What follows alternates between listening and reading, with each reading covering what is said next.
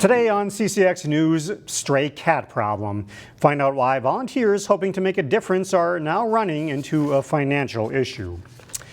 There are hundreds of thousands of cats living outside in the Twin Cities metro. For a time, getting feral cats spayed and neutered was free at the Animal Humane Society. But as Emily Haugen reports, financial challenges are making that more difficult. So the kitty will go in, and then once they step on this little plate back here to try to get the food, feral cats, the door will shut. Aren't so easy to pin down. So that's at least 25 kittens, if not more, at least 15 unaltered adults. And in this Brooklyn Center backyard, their numbers keep growing.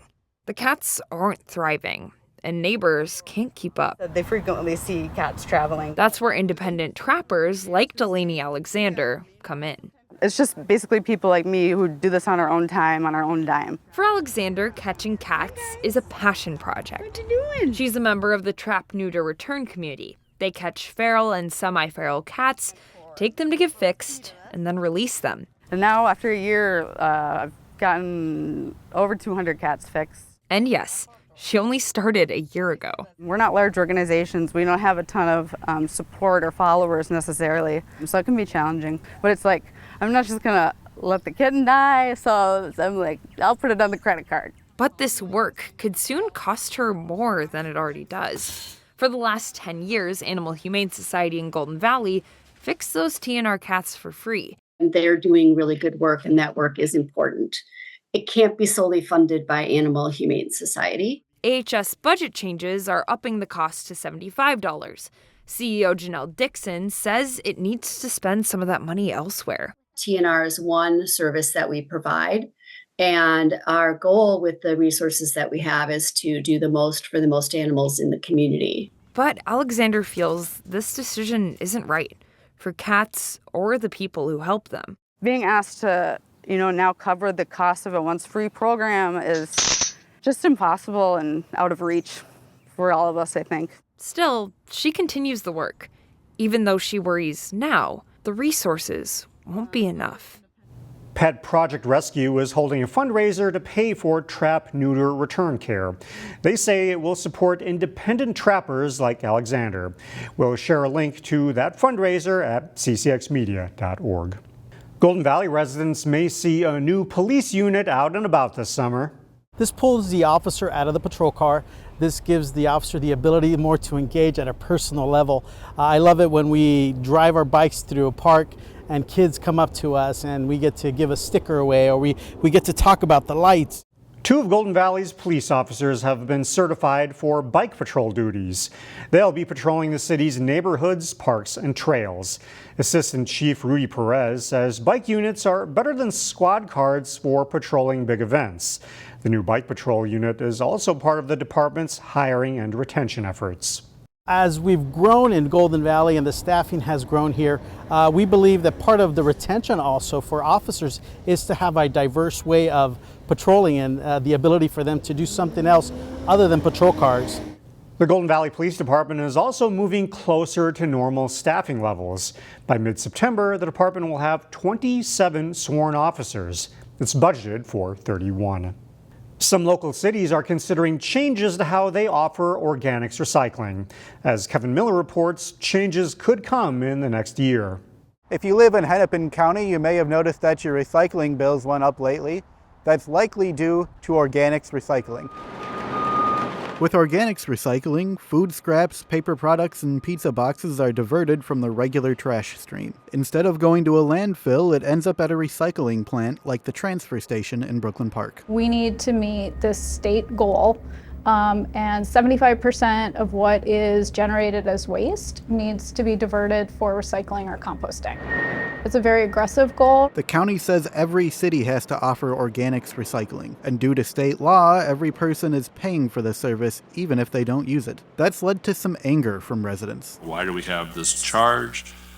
I can't afford this charge. Why are we having to pay this when I can't afford other things? Tim Pratt, recycling manager for Brooklyn Park and the Hennepin Recycling Group, says the process hasn't always been transparent. Hopefully it's a line item on your garbage bill so that you see it as a separate charge. But again, we as a city are not allowed to regulate the billing practices of garbage haulers. Adding to confusion, many cities have multiple waste haulers.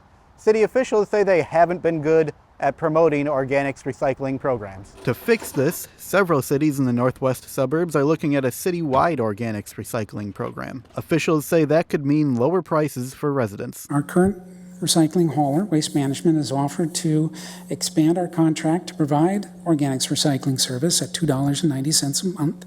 That's less than the range that we have currently. Brooklyn Park, Brooklyn Center, New Hope, and Crystal all plan to look for a single hauler for their organics recycling. Contracts with a single hauler would go into effect next year. Kevin Miller, CCX News. A Maple Grove resident is teaching others about a shrub that's proving to be a thorn in nature's side. This one is a female plant, so the berries the birds will eat them and then drop them and make more buckthorn. Mary Parento is helping lead an effort to rid nature of buckthorn. The invasive shrub spreads easily, choking out native plants. Parento doesn't want to see it take over forested areas. It's why it has been a big focus of hers in her more than 3 decades of service on the Maple Grove Arbor Committee. Those efforts ultimately led to a nice surprise. When they first started talking, I thought, oh, that's pretty cool. And then I found out it was me. The Maple Grove Rotary Club honored Parento earlier this year with the Paul Harris Community Service Award. And the surprises didn't end. Due to her volunteer service, Parento was named the Grand Marshal of the Maple Grove Days Parade.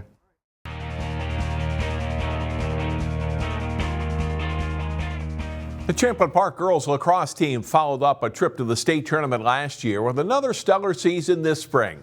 The Rebels finished with a 14-2 record and a runner-up finish in both their conference and their section. In this CCX Sports Spotlight from May, Chaz Moots profiled the Rebels senior who enjoyed a terrific run in her time at Champlin Park. The start of Annabelle Johnson's lacrosse career began in 3rd grade when Annabelle and her sister Clara looked out their window and saw the neighborhood boys playing a sport they had never seen before. We were just curious because it's kind of an interesting looking sport. You know, you don't see a lot of stuff with the weird rackets, and so roughed it up with the boys. Those lacrosse sticks that the neighborhood boys were playing with were sent from their grandfather and Canadian Lacrosse Hall of Famer Harry Nightingale. Harry didn't know it at the time, but his gift sent of lacrosse sticks to his grandsons unintentionally sparked an interest a few doors down. My sister and I thought it looked interesting, so we picked up a stick and then we both played ever since. Annabelle's dad, Jeff Johnson, yep, for sure, also grew interested in lacrosse, so much that in 2019, he became the Rebels head coach.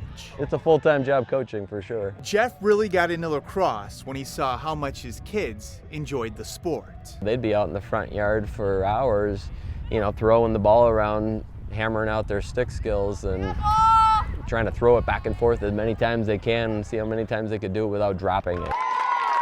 In high school, Annabelle started as a freshman for the Rebels. With each year, she got better and better. I think the boys' side of lacrosse is a lot more of like the power and strength and kind of like beating each other up. But I like how for girls it's more like the cradling and like the little dodges and like the kind of little finessey stuff. As the seasons have gone on, if you look at the stats, she's very balanced this year as far as her goals and assist ratio. They're like 50-50. In her 4 years at Champlin, Annabelle has become the program's all-time leader in points, assists, ground balls, draw controls, and cause turnovers. There have been such good people that have gone through this program, so then to know that I've kind of beaten those numbers is like really surprising to think about. For her to be as good as she is, it didn't just come naturally. She didn't just show up one day and was, you know, a complete baller. She's worked hard at it. She's worked out every year in the off season and spent hours on the wall and continued to develop herself. Annabelle isn't limited to only lacrosse. She was a 2-time all-conference tennis player, and her GPA, right now, 4.24. About as good as her game. Yeah. The focus that she's had, whatever she puts her mind to, she wants to do it to the best of her ability. Being a good athlete, like, I can't make that all of my persona because eventually I'll get old and, you know, won't be able to play sports anymore. So I just try to be the best in everything I can do. Despite all the records broke and milestones passed, When her senior year comes to an end, it's her teammates that Annabelle will miss most. Definitely gonna miss the people the most and all the random like little memories we've made along the way. Like all those little things that have just like slightly bonded us here and there. She's as good of a ball player as she is a person, you know, and I think that's, 1, 2, 3, you know, that's the most important thing. Next fall, Annabelle will attend Northern Michigan on a scholarship to play on the women's lacrosse team. It's the same school that her older sister Clara attended and played on, making it a full circle moment for the Johnson family. In Brooklyn Park, Chaz Moots, CCX Sports. Thanks, Chaz. For the season, Annabelle finished with 40 goals and 40 assists for a team-high 80 points. Another one of her accomplishments was being named the 2024 Athena Award recipient at Champlin Park High School, an award given for her excellence in athletics, the classroom, and in the community. That's all for sports. More CCX News after this. Find more prep sports games and highlights at ccxmedia.org and follow us on social media.